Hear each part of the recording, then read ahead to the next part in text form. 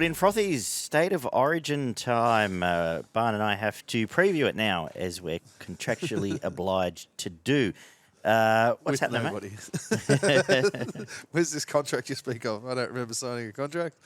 It's like one of those social ones. Yeah, right. You hear about. Yeah. Yeah, no, going good, brother. Going good. Just finished off the preview. Spent a good arvo watching the footy with yourself and a couple other mates. It's been good. You? Yeah, right. Yeah, same as, like I said, whatever it was, an hour ago. An hour ago, half So, ago. yeah, we've got State of Origin to get into, of course, if it's your first time on board.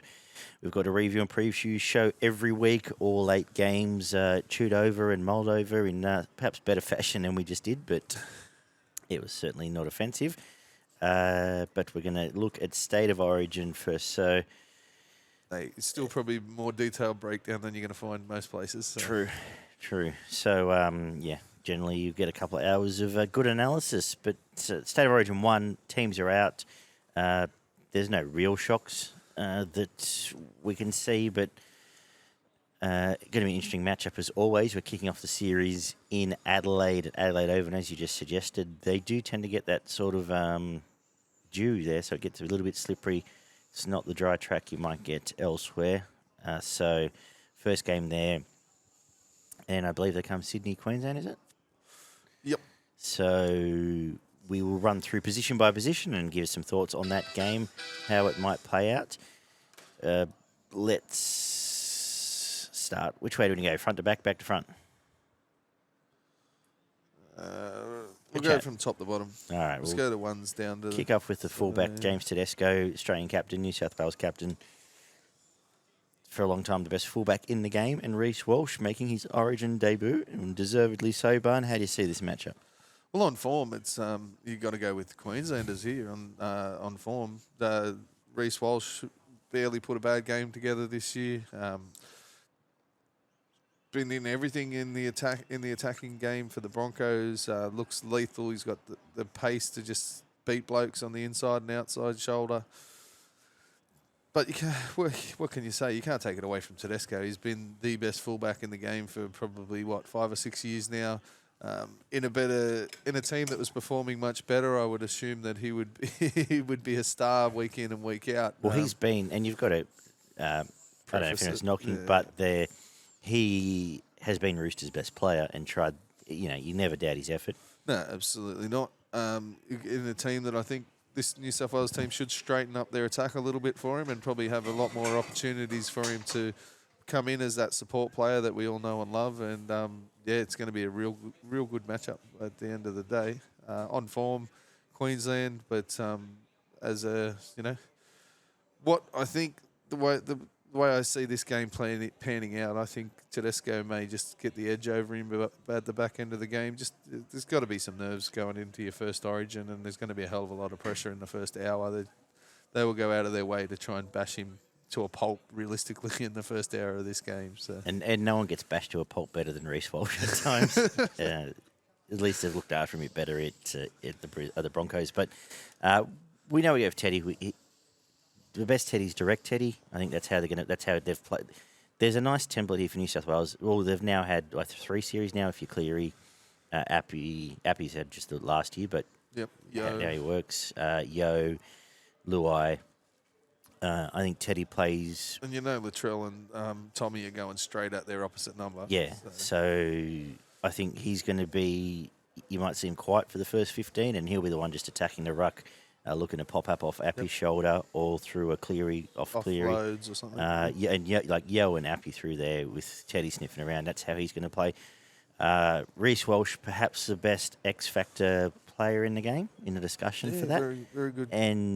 But doesn't always come off. And as I've said, there's going to be a day, and it could well be in this game, there's going to be a day where it does come off and there's 3 or 4 tries come from it. Yeah. But as you've said, you've got to stick with the tried tree. And what Ted has in his advantage as well in his favour, is his ability to save tries, his ability to produce just things out of nothing, like strips or hold a bloke up, or he'll be in the right position. An absolute... There's a bit more physicality out of him too. Yeah, probably built like a lock. Wear a knock a bit more than someone like... It's interesting how he sits in the pantheon of all-time players once you start sitting back and thinking about James Tedesco, World Cup winning captain, Origin. He needs to probably win more Origin games as captain, but he's won a couple of series as captain. Premierships, just an outstanding player. Yeah, absolutely. Probably not the legendary status, but not far off it. He's right up there. He'd be close to New South Wales' best fullback that they've had play.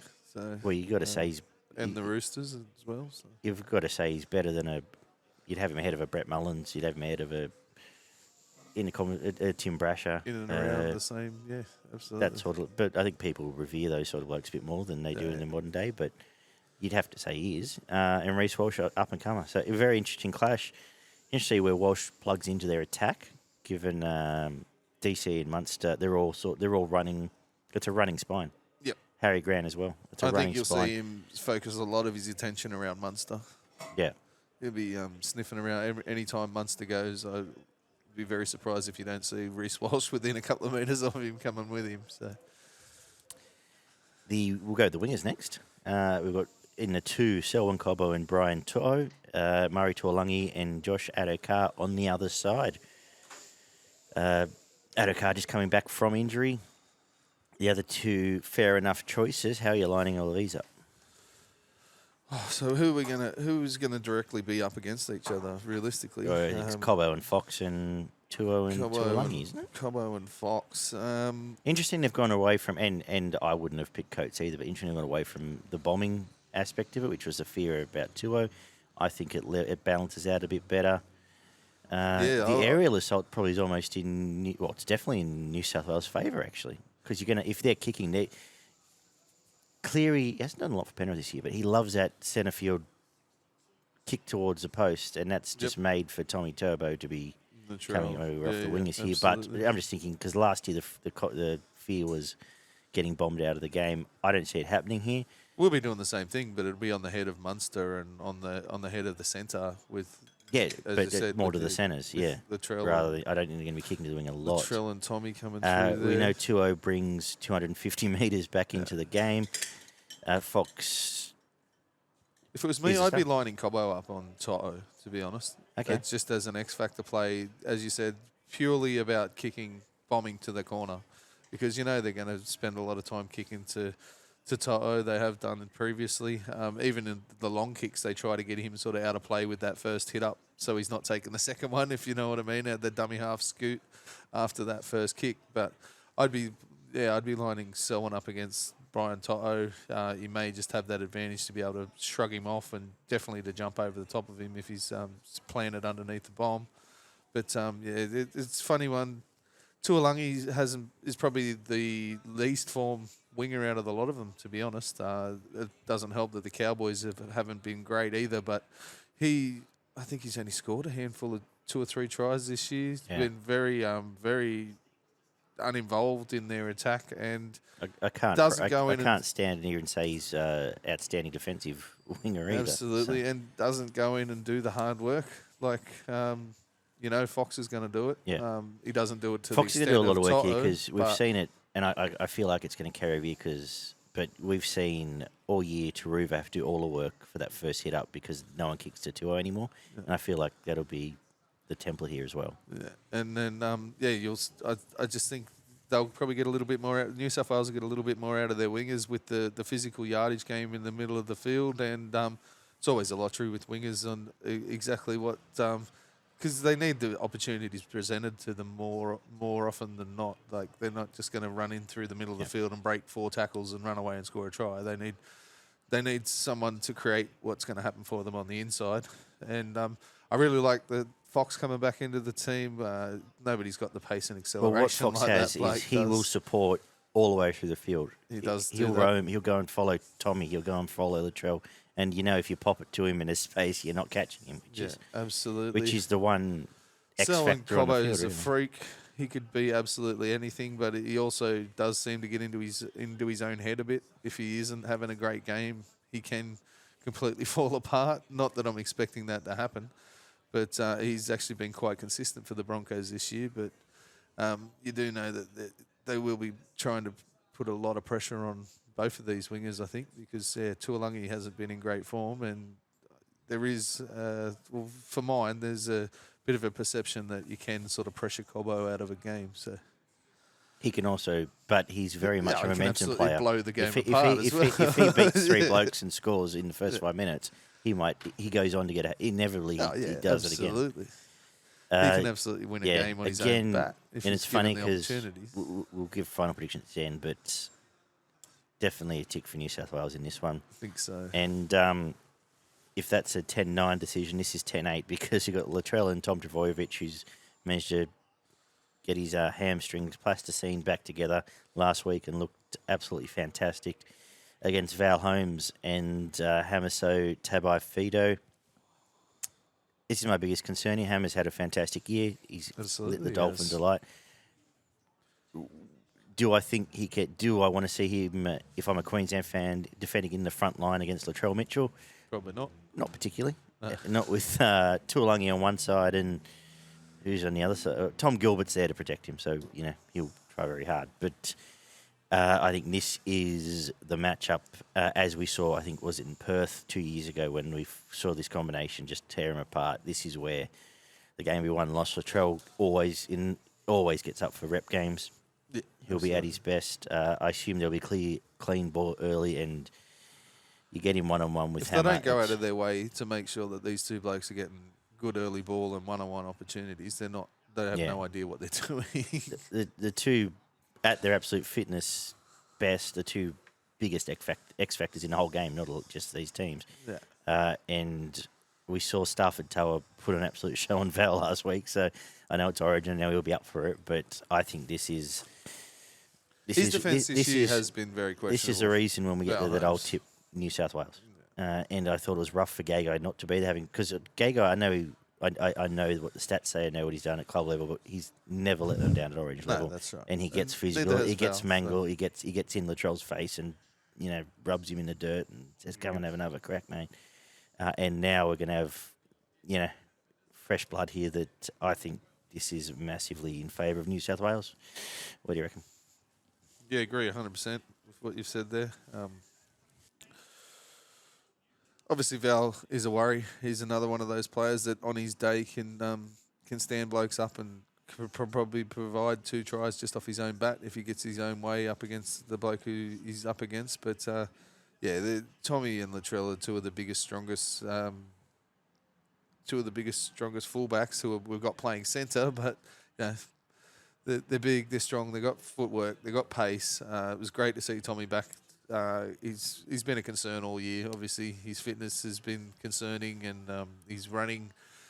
Just the gait of the way he's been running hasn't been right. You've seen it all the way through the year. But you could tell in the second run he took last week, you're like, oh, this is different now. Yeah. Well, in the Sharks game, I mentioned it in our preview when we played the Sharks played Manly. He looked a hell of a lot better, and that only improved again last week. And obviously, 9 days or whatever it is in, we'll see how he turns up in this game. But if those two are on, we've seen what it can be. if they're both absolutely flying, it could be anything. But I expect these two guys to probably be the tipping point and the reason why New South Wales win the game. I think so too. The 5'8", Cameron Munster, Jerome Luai. Oh, I'll let you go first because I'll copy it. Yeah, Luai has put in 2 quite good performances in the last, in the last 2 games that he stepped out. Previously, his form had been mixed at best and probably poor at different times during this year.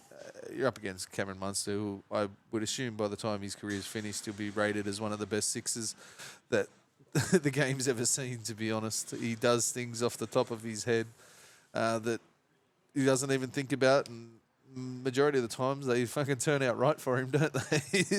Yeah. Let's just hope he hasn't had a beer in 6 months and he's not coming off the back of a bender like he was in the series last year and tore us apart. But I think it's a pretty decisive win to Queensland in this position for mine. And form-wise, he's been in as good a form as ever this year. Yeah. He's the reason Melbourne are where they are on the table, even. In some of those games, his kicking game's been great. He doesn't kick a lot for him, but his kicking game's great. He's got that left foot. He'll similar to him. He's got that short bomb. He's got. He'll run a lot more than kick on some of those last tackle options and try and isolate your Cobbos late in the set. But Australian. He's the best 5'8" in the game, and clearly, and has Luai covered. I can see Luai playing as when you've got Latrell, Tommy, and Teddy all in that back line. I can see Luai playing almost even a pair wider, and them trying to get him. He probably won't have that second touch all the time because Cleary's going to do what he does.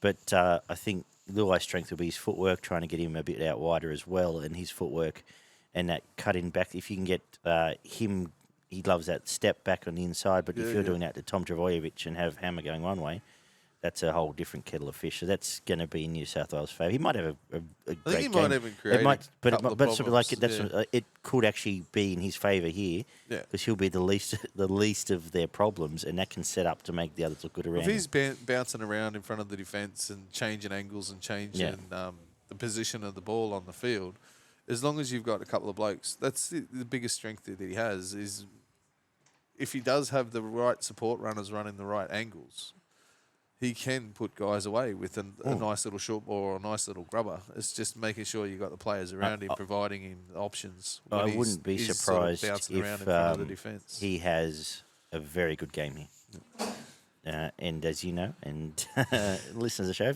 I have not been particularly with him for a lot of this season. Yeah. Halfbacks. We've got the Australian halfback and the Australian backup halfback, obviously. DCE and Nathan Cleary, the Queensland captain, Daly, Cherry Evans, the two premier halfbacks, and clearly so in the competition. There's an argument made that DCE's in better form. You can tell for me the I'm entirety wrong. of the season. Yeah, no, But Cleary's been great. Cleary tackles like a lock. You know what he brings. He's focused more on his running game this year, I feel. Yep. His long kicking game is going to be outstanding. Interesting to see how much they, just what their kicking plans might be. Whether they try and just target repeat sets or we haven't even seen that spinning grubber from him this year. Now think about it. Whether there's more of that direct stuff as well. DC, the best, as I said in the review show, the best back foot halfback in the comp. He kicks any team he's in. He kicks Manly out of trouble weekly.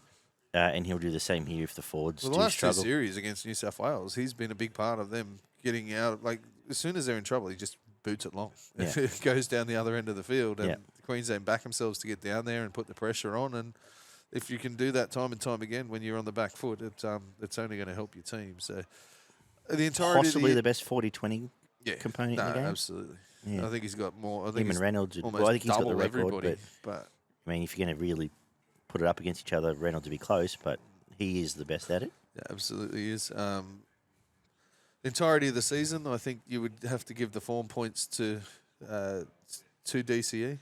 Just while his team hasn't been the greatest and he hasn't been, laying on tries left, right, and centre, he's been getting his team around the field and getting them to getting the best out of them that he possibly can for the majority of this year. Cleary's last couple of weeks have been phenomenal.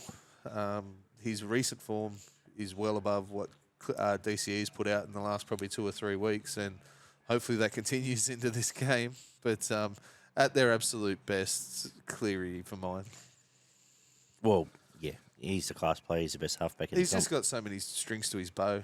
He's got a fantastic running game. His kicking game is as close to DCE as anybody else in the competition. He has the variety of his kicks as well are fantastic. He's got a whole heap of different types of bombs and grubbers that shape different directions and all the rest of that kind of stuff. He's very pinpoint when he gets time and is not pressured, which there'll be a couple of crazy Queenslanders going out there to try and belt him when he's putting his kicks in. But I think it's probably a points decision to Cleary.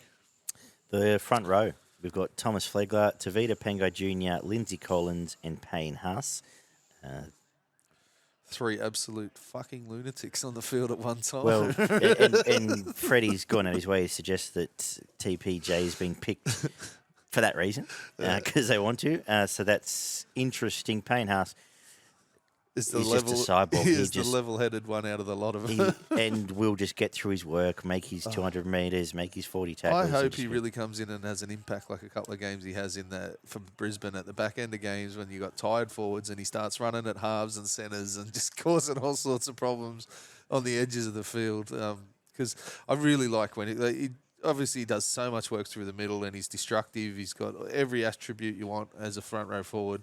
But when they let him get that little bit wider and he starts terrorising a couple of centres and halves, it's just so good to watch. I don't think Lindsay Collins has been in. I would have picked Mo Fodawaker. And for those that are first time to the show, I do love my Mo. But sounded really weird. But he, being the form prop of a Queensland competition, but Lindsay Collins has done it at Origin level. He'll get through a lot of work. Flegler is there for the aggression. He's been very good off the bench for Queens, for Brisbane, as well. and an absolute great string to their bow. And they'll do what they have to do. I can see them coming out and trying to be very aggressive. They'll get into Tino and Cotter. We may as well mention the bench here. So Tino and Cotter, the props / back row, they're going to come in and play through the middle with him. And J.R. can as well. Yes. New South Wales have Junior Bolo on the bench, just the one prop. So how do you see that front row middle, well, the whole middle of the field battle playing out, really? Well, it's looking more now to me that Martin, if he's not going to start him on an edge, then he's going to be playing through the middle of the field. Yeah. With probably Cam Murray as well. So you're going to be using those little bit smaller forwards, but in that middle rotation as well. So it will more than likely end up being the three blokes from both sides that'll take up that middle rotation. Isn't it funny when you actually look at it, because you don't think it too much, you see them line on paper, but Queensland have the smaller middle forwards too. Like, Tino's not small, but Cotter's a small middle forward, and you throw Murray and Martin aren't 120 kilo bombers. Yeah.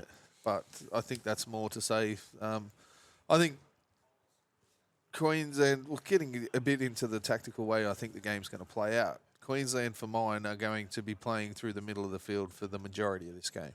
They've got absolute strength there. They've probably got a slight edge through the middle of the field with the blokes like Tino coming off the bench, Cotter. And it's going to be a continued pressure game through the middle of the field, and then trying to work off the back of that to provide some points after they've done their damage through the middle of the field. If you're looking, for mine, if you're looking at blokes like Martin and Murray to come on in that middle rotation, they're there really to weather the storm. They're the guys there that are going to make you 40 and 50 tackles and just be absolutely busted by the end of the game, and just try to match that middle and just contain it so that New South Wales can then go and use their outside backs to hopefully provide points for New South Wales. So I think Queensland do have a slight edge just in size more than anything. They probably will win the running meters through the middle of the field, but there's probably a fraction more skill in the New South Wales middle than there is with the Queensland middles. You know what the middle is? It's offload for New South Wales. Yeah. Paulo offloads. TPJ tries to throw an offload every time he has someone tries to touch him, and Haas offloads. So they're going to be offloading and having Teddy and those sort of blokes sniffing back through the field. Murray with a little bit of short passing maybe in and around the ruck as well. So. Yeah, but and they've picked the right team for it, because if you're offloading and you've got Fox and Teddy and Tommy and Latrell in broken field, fantastic. You do have the likes of Carrigan, who's got a pretty good offload in him. Flegler's got a bit of an offload in him. Lindsay Collins doesn't mind to try and get one out there every now and then as well. So it's going to be a very, very interesting matchup in the middle. But I think that Queensland probably just take the edge in form, and because Tavita Pangai hasn't been in form for the entirety of the year, to be honest. But he does add size, and he does It's aggression. so bizarre they've plucked him out of here now, when 2 years ago we were crying for him to be in a team, when he was actually in peak form back then. Yep. They had no bar of him. I think the front rowers that Queensland have put on paper scared the shit out of Freddie, to be honest. Yeah. They're coming with some lunatics. He jumps. He loves big fucking size. He loves in the jumping middle. at shadows. Like last year was all about getting bombed out of the game by Coates, and this year's all about they're going to come and bash us. Yeah. So I think realistically he's there to set up that aggression early in this match, and I just hope he doesn't lose his head, to be honest. Because we could be missing two blokes in the first 20 minutes if he loses his mind. But the second row, David. We didn't even talk about offload. We'll talk about offloads. David Fafita is here, and he's having a career season. Yep. His best season probably since he left Brisbane. Before that, it's the best season I've ever seen this player. The fact he now gets through anyway, we've got him and Tom Gilbert in the back row, and it's a big tick for Tom Gilbert to be selected in this Queensland back row ahead of some of the people that have been there, could be there. Obviously, Kafusi probably would have been close. And he wasn't even named, was he, Kafusi? You've got to mention Haas. Haas has been the form front rower, so he wins that position on his own, obviously, which is hands down form and... Since I was a kid, the New South Wales back row has been their strength. They've always had strong New South Wales back rows. This is a different looking one. Tyson Frizzell, and we've said he is having an outstanding year at his age and has been fantastic this year. But he's, to your point, is a physical pick. They've picked someone who can, put some hits on, get involved. But he's had a fantastic year. Yeah. And Hudson Young is the debutant coming, I don't want to say out of nowhere, but they've gone with him ahead of starting Murray on edge, ahead of Liam Martin, ahead of Angus Crichton, who said he was fit if they needed him. Jake Turbo probably is in this team if he's fit. Probably starts at 8, to be honest. But and I think Freddie would have happily had the safe little Jakey blanket and just gone to knowing the bloke's going to make 60 tackles and be safe. But very interesting combination here. I've got to say, probably you're giving the advantage to Queensland when we're lining up this way because Fafita's been brilliant. Like I said, he's not scared to get through that donkey work now, but what he can produce and what they'll try and produce, isolating him on a Latrell in the front line. We talk about how many, but Latrell is having to defend in the front line again. Absolutely. Can get him with some footwork, and we know Latrell can get a bit sloppy and stood up at times. And the bloke, the cleaner in the team's Tom Gilbert, who's going to come and sweep up the bloke's messes, make those cover tackles, do the stuff that the Capels of the world have done for that long. So giving it to them, Hudson Young, look, he's a try sneak, gets through the physical stuff, has a lot of, has the footwork, has the ability to hit a hole, has lots of aces in his card, but now probably has to do it at a different level. Frizzell's been there, done that, and the physicality is going to be his point of difference. How much work he gets through, whether you look at it, one or both of these. I've got a feeling that who plays 80 minutes here? I think Yo stays on the field and the rest all rotate. I've got a feeling Frizzell goes back to the bench, to be honest, and they do start Murray, but that's a whole or Liam Martin. Sorry, could you see them starting Paulo and TPJ? Last year they started Haas off the bench. Yeah.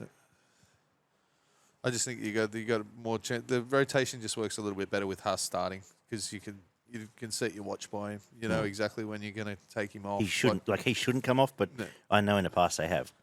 But yeah, I wouldn't be surprised if you see Liam Martin start on that right edge and Frizzell go back to the middle. For mine, he's just a bit of better fit if you are going to use him through that middle rotation. And Liam Martin's a little bit bigger. If you're looking at on his team, Liam Martin's one who's going to hit someone under the ribs and put in her ass and. Yep, super aggressive, just as good in defence as Frizzell. And Frizzell, for mine, could probably has a little bit more of a better short ball in him as well. So if you are going to try and play that passing game in and around the ruck in the middle of the field, Frizzell and Murray probably suit that a little bit better for mine. And Martin, to me, is an out-and-out right edge who I think would probably fit that edge a little bit better. But Queensland win this matchup hands down, I think. Hudson Young, you get 80 minutes out of him. He's been very strong, robust, does what he does week in, week out. Made Jag a try here and there with some nice footwork. But Gilbert and Fafita have probably been close to the form back rowers in the competition. They're both massive humans. They both do plenty of damage on both sides of the ball. And, yeah, for mine, it's the back rowers are Queensland for me. If they had named the two bench back rowers for New South Wales in the starting lineup, would you say the same thing, or would you give them? Would you have Martin? I'd still have them probably edging New South Wales, but not by as much. The lock, great clash here. Patrick Carrigan and Isaiah Carrigan will captain Queensland. Yeah, in the next 2 years. I've said it for 12 months now. And Isaiah, would be in a conversation for captain New South Wales once Teddy goes. Two best locks in the game, a great matchup. Absolute great matchup. They both are so important to their teams at a club level. They've both done it at international level. I think Patrick Carrigan's the best lock in the game, and it's a hill I will die on. So come at me action. But I love he just has the crispest ball-playing lock skills, gets through a mountain of defensive work, great supporting lock. If Collins and if Collins and Flegler are looking to throw offloads, you know Carrigan's going to be sniffing around to make an extra 15 metres on the top of it. Loves the hard stuff. And gets through the hard stuff as well. So, but Azeo, when your team's down and out, Azeo's a bloke that gets them back to resets everything. Yep. Back through the middle, he'll take those tough runs, bit of footwork, half beat someone, quick play the ball, and just get things going again. And he's done it so importantly for Penrith. Doesn't get the kudos of the halves, but could, if you told me Azeo's the most important player in the Penrith team, I wouldn't argue with him. Yeah. And I could strongly, if I was required to make that case in a debate, I would happily do so. So, great clash. I think, that again, in a team of offloaders, he's one that's got one, and you'll see blokes sniffing in and around that ruck off the back of him too. What do you think, Mo? Yeah, well, on form, I think Carrigan probably slightly edges, slightly in front of Yo at the moment. He's had a couple of quietish games during the year where I don't think I can remember Carrigan having a quiet game this year. He's always in and around the aggression thing. Does occasionally lose his head a little bit, which is something New South Wales may go out of their way to try and bait him a little bit and get him into a bit of trouble, giving away a penalty here and there and that kind of stuff there. Ball in hand, I think, Carrigan probably wins that matchup, but I think defensively you can't go past Azeo. No. He is technically one of the best tacklers in the competition. He very rarely misses one. Loves doing that clean-up stuff. I don't know if he loves doing it, but he does it. He does it every time. It's his job. He just, cleans up all the rubbish in the ruck. If there's second phase play, he's generally the bloke there to shut it down and doesn't miss many tackles. So on form, I'm going with Carrigan and the Queensland side, but I've just got a feeling that Yo may come out and have an outstanding game in this one and may just better Carrigan at the end of this game. So.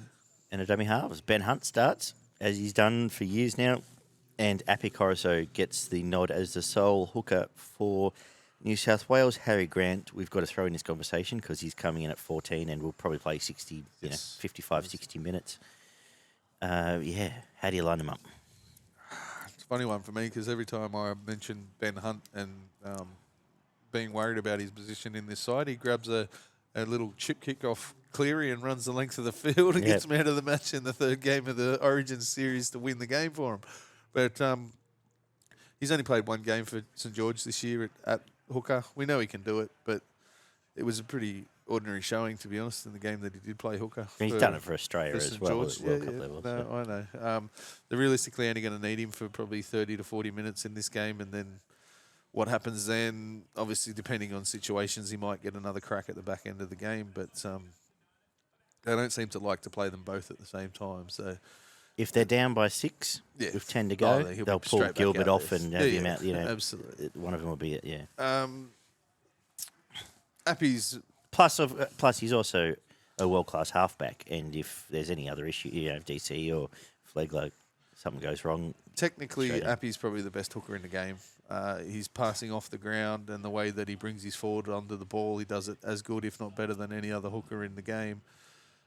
Defensively, Harry Grant's probably the best out of these three options if you're looking at that. And him and Appy are neck and neck for best hooker in the game at the moment. You can throw Cook in there as well if you're so inclined. But that for me is really the matchup: Grant versus Appy, and who provides the most creative scoring opportunities compared to anybody else. Hunt's there to try and take the sting out of the game at the start of the game because he's that little bit more robust and can put a bit of a shot on more than anything else. And he brings a kicking game as well out of hooker.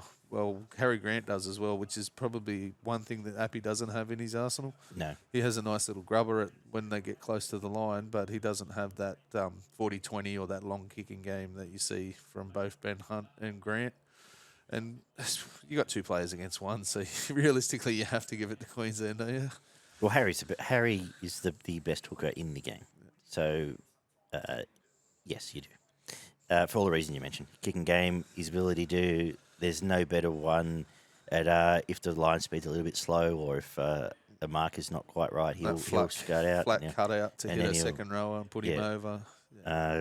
His ability to kick long, his ability to kick short, his skill. But I think, I understand why they do it because it's worked, but ultimately he could be an 80-minute hooker and not let anyone down. But as you said, Appy's a very, very good hooker. The nicest hands, probably the nicest hands in the game, particularly close to the line. He just can pace him. He can throw, as I raved about last week, can throw long and short and hit blokes on the crash play. So likes to get involved with wraparounds and working with his halves. Yeah. A little bit more than probably the other two from Queensland do. So I think, it'll be very close by the end of it, but just the double team in that one position probably gives Queensland a slight edge, but I can't see Appy being far behind them. So. No.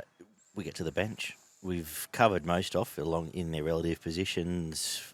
Harry Grant, Tino, Fasul Moali, Ruben Cotter and Jairo, who can play anywhere and has come back in great form since he started the season a little bit late. Whether you need him on an edge or in the middle, he will get through a mountain of work. Junior Barlow, Cam Murray, Liam Martin. So back row heavy, interesting rotation.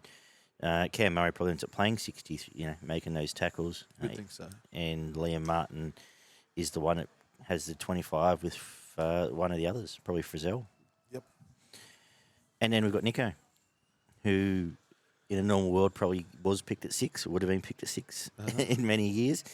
What does he bring to this team, apart from being a body that can play anywhere in the back line?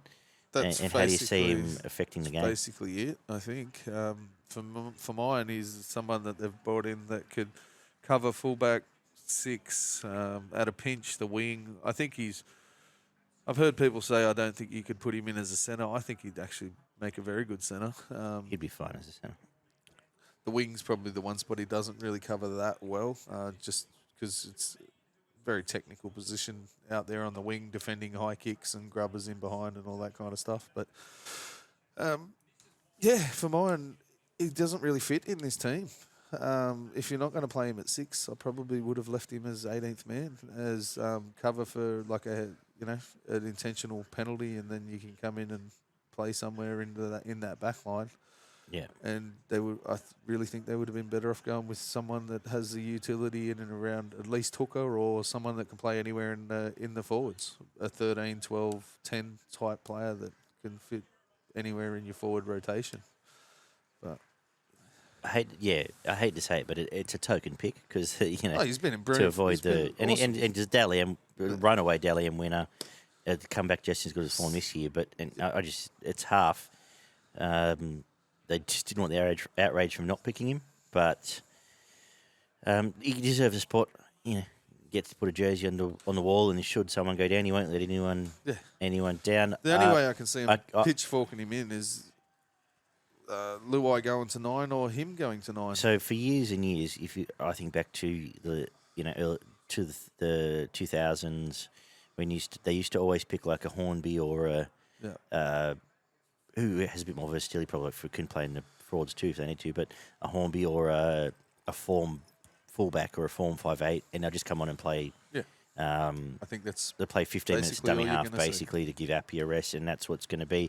No. I do think he probably goes to 6, and Luai could maybe do that. The only other way it works is run the ball, but you tell Yo he's going right into the middle, and he starts becoming part of that rotation with the middle forwards, and Nico comes on as a 13 that plays both sides as like a second half in attack. Well, again, like we said about Ben Hunt, if they're down by 10 with 10 to go, they probably just pull a second row and throw him out there and just start do something. Chasing the halves around. Yeah. But a second option when you've got halves. blokes like Latrell out in the field, it's not like it's going to change the game to that extent. Exactly. So, interesting to see, he probably gets 15 minutes. Good on him. Yep. If they lose, then... But it is cover. If one of the outside backs get a HIA, he can come on and they can 100%. slot things around, which is something Queensland probably don't have. Well, like I said, Ben Hunt does that, I suppose. But I wouldn't have Hunt defending in the centres. No, but yeah, well, I wouldn't have him playing on a wing, as a half, But say Sel and Cobbo cops a HIA, what do? Move Munster to Fafita fullback. Goes to centre probably. Because they don't have. I'd say David Fafita. Capel's not there as the Mr. Fix-It, is he? So Fafita goes centre, or like I said, Munster maybe goes to fullback, and you put Walsh in a The wing. more I think about it, Fafita's probably solves that problem, really. He just slots into a centre and makes it probably even harder to Arrow tackle can because he's cover running either. at smaller players. Yeah, Arrow can cover either defensively and but Walsh get for work. Maybe I shouldn't have wished that into existence. But anyway. We'll find out. We're going to find out. We're going to find out Wednesday night from Adelaide Oval. The greasy conditions, you reckon that suits one or the other? Or probably suits Queensland. just stops that physicality, fast one-on-one footwork, really, doesn't absolutely. And then you got to try and stop blokes like Carrigan and David Fafita with a head full of steam running at you close to your own line. What happens? What's got us frothing? What happens in the game, and who does the damage? Well, as you probably noticed in the last minute, I've mentioned David Fafita 3 times. He absolutely scares the fucking shit out of me as a New South Wales supporter and the form that he's been in recently. As I touched on earlier, how I think both teams are playing. I think Queensland will be playing till the 80th minute. I think they will rely on their physicality and aggression in the middle of the field and really try to dominate that part of the field. I can't see them trying to spread too quickly out and challenge the likes of Tommy and Trell, just because you know that they're going to be rushing up trying to put the blokes on their back as soon as they touch the football, and that could lead to opportunities with drop balls and all that kind of stuff. So I think they're going to be pretty contained and play very much just on either side of the ruck through the middle of the field, whereas New South Wales will be the opposite. I think they'll try to contain Queensland in the middle of the field, and then you will see them hit the extremities very quickly. There'll be some kicks in behind for Fox to try and get in behind people. There'll be the sort of half bombs out to the centres for Latrell and Tommy to jump for. There'll be and quick early ball out there for them to try and beat them in and provide points. So that's how I see the two of them lining up. Queensland always just fucking win, and it does my head in. I fucking hate it. I love New South Wales. Yeah. Grew up in a time where New South Wales were dominant for a long part of our childhood. They were, they had their great little run there where they win more than they'd lose, and then we had to watch Queensland absolutely dominate Origin for 8 of the last 10 years, and then even when you tell them they got the worst team in the competition, they're the worst Origin side that's ever been produced, they come out and fucking win by 40 in the last game to blow us away. I'm going with New South Wales 1-12. First game's generally tight. I hope it's 30 plus, but New South Wales 1-12. First try scorer, we'll go with Latrell. He's going to be a big part of what New South Wales do if they win this game. And man of the match, as I said, I think Isaiah Yeo's going to have a really good, massive game. I think he may provide a try assist, and he's going to do his 50 or 60 tackles on top of it. So, I think your point that you just made is valid here, because first game no one wants to really lose, so it's very much you get the tighter game where someone scrapes home by 2 points or 4 points, and we'll see this how it opens up later in the season, later in the series. I'm going with New South Wales as well. I think they'll win probably a comfortable 1-12. Yep. But a lot of physicality coming out, and everything you just said is right, that Queensland will play through the middle, be quite direct. I think New South Wales will do similar and try and do... there'll be early spreads, but towards that half-time, it'll be more... They'll shut up. There'll be Appy and Teddy through the middle, and Yo doing that. I'm going to go with first try scorer, the Fox, and coming back to Origin...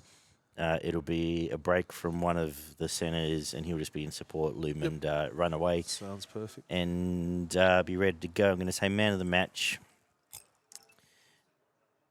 You've taken mine, haven't you? Yeah. I'm going to give it to... I'm going to actually go... No, you know what? Latrell man of the match and Latrell man of the series. I'm going to go there and say he's going to come out, and this will be his year, because I think there might be panic stations if he starts throwing around. If he stays fit for the rest of the year, he'd probably go close to Dally M as well. He may need a couple of back-to-back fucking efforts. He'd need a few, but if they go deep once he's back. I mean, well, Dally M's a different kettle of fish, but your stars always get a little bit of extra points here and there. But I think he dominates, and there might be panic stations, and they'll try and be crowbar and a Capel or someone in to stop him. Nice. Next I game. prefer that, to be honest. Happy to see New South Wales lose, because then I'll get $6 Queensland to win the series, and then I will revisit. No other bold predictions you want for the Origin? Just looking forward to it now. Yeah, absolutely. Looking forward to it. As I said, I'm terrified with David Fifita. I'd be putting in some money on him for any time try scorer. I'd be surprised if he doesn't go very close to scoring in this game. And fuck Queensland. Okay. I have nothing more to add. Fuck Queensland. Looking forward to it. Always obviously Origin's the peak footy in the world. So yeah, absolutely. can't wait to watch it. Can't wait to talk about it Thursday night. We'll be back to do that and also preview round 14 as everyone comes out of it and hopefully has legs and arms attached and back up and play club footy next week. There may be a few blokes get it's very interesting. It's very interesting for imagine.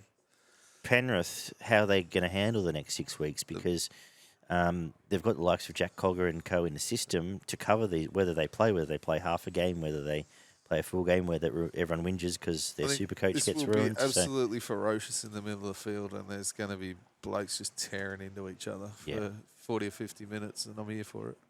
Can't wait. Absolutely. All right, we'll be back soon. Bye, guys. Bye.